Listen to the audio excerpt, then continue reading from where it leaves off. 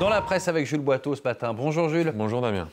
Avec à la une de la presse notamment ce mardi, la réaction dans la presse américaine à la première visite depuis 6 ans du prince saoudien aux États-Unis, première depuis l'assassinat du journaliste Jamal Khashoggi. Ben Salman à Washington. Malheureusement, voilà l'édito du Washington Post aujourd'hui, journal avec lequel collaborait Jamal Khashoggi aux États-Unis. Son ancien collègue Jason Rezaian raconte la dernière visite du prince qui avait d'ailleurs été dans les locaux du journal en 2018. Ce qui m'a le plus frappé, sa propension à mentir sous un aspect attrayant de jeune homme parlant bien l'anglais. Jamal Khashoggi, lui, n'était pas présent ce jour-là, mais il aurait aimé rappeler les libertés promises dans un pays où le nombre d'exécutions, notamment des opposants, a explosé. Mais le prince est devenu trop puissant pour être ignoré selon le New York Times, même si il a moins de cash à dépenser, rappelle le Wall Street Journal. Le marché de l'énergie est peu dynamique et le déficit budgétaire saoudien a plus que doublé en raison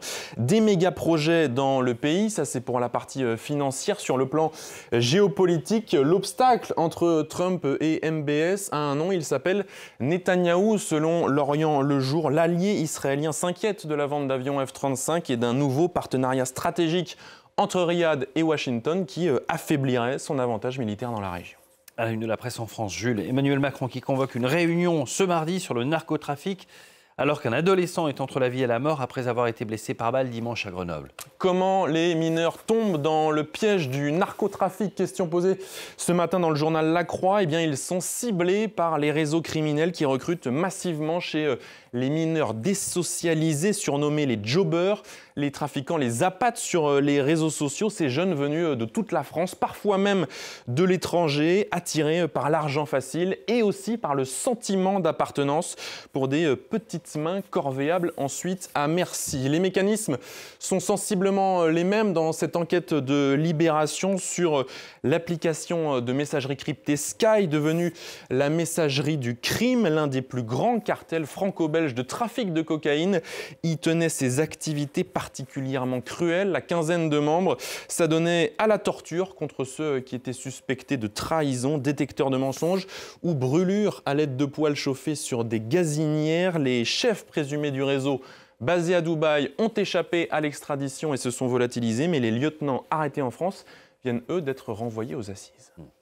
Dans la presse également, Jules, un sujet plus léger, mais étonnant. Enquête étonnante sur notre métabolisme. Pourquoi y a-t-il plus chez les humains de droitiers que de gauchers? 9 personnes sur 10 utilisent préférentiellement leur main droite à leur main gauche. C'est une aberration de l'évolution selon les scientifiques et surtout une singularité parmi les primates où ce qu'on appelle la latéralité est beaucoup moins prononcée que chez nous, les humains, selon cette enquête du journal Le Monde. Mais des travaux récents suggèrent que ce biais serait lié à 2 facteurs. D'abord, notre bipédie, vous le voyez, nous nous tenons sur nos 2 pieds, ce qui a libéré nos mains et leur a permis de se spécialiser. Et puis à cela s'ajoute le fonctionnement de notre gros cerveau, le cerveau homo.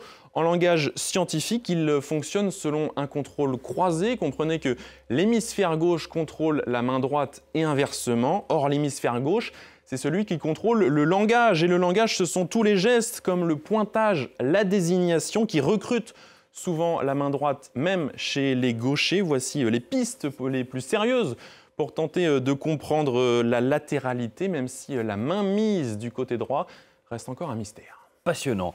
Lui a probablement pris sa photo en appuyant avec la main droite. Pour finir, Jules, vous vouliez nous faire profiter d'une photographie exceptionnelle, peut-être la photo de l'année. Oui, regardez, laissez-vous hypnotiser par cette photographie presque irréelle. Non, ce n'est pas un dessin ou une image générée par l'intelligence artificielle, mais bien une photographie du soleil et de la silhouette d'un homme en chute libre au milieu de l'astre. Le cliché a été pris par l'astrophotographe américain Andrew McCarthy grâce à un télescope solaire et puis surtout grâce à une chorégraphie planifiée à la seconde près. L'homme a sauté d'un avion à une distance exacte de 2438 mètres de l'objectif pour donner cette impression de proximité, de superposition sur le Soleil, si bien que cette photo, elle a été renommée la chute d'Icare, en référence au personnage de la mythologie grecque, mort après la fonte de ses ailes, lui qui avait voulu voler un petit peu trop près du soleil, le vol